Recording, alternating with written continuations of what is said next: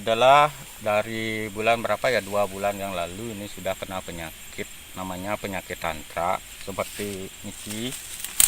Ya, artinya buahnya bagus tapi busuk tidak bisa dipanen. Apalagi sekarang ini di petani aja sudah 45.000. Tapi saya rugi, ini tidak bisa dijual. Lebih baik kita punya cabai bagus bisa dipanen, nemukan harga 10.000 sudah ada kemasukan dari petani. Daripada cabai mahal tidak bisa dijual, saya sudah mengalami kerugian sekitar 15 juta karena ini 5.000 pohon. Ya hitung-hitung ini kali sekian ya kurang lebih 7.000 lah biayanya ini.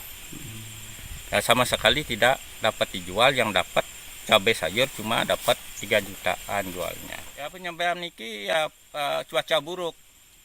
Ya malamnya hujan, paginya hujan, dari 2 bulan ini sudah ada musim hujan di Bangli ini, siang dan malam. Ya penyampaian itu sudah mulai cabai ini rusak buahnya. Juga ada foto-fotonya yang sebelum hujan.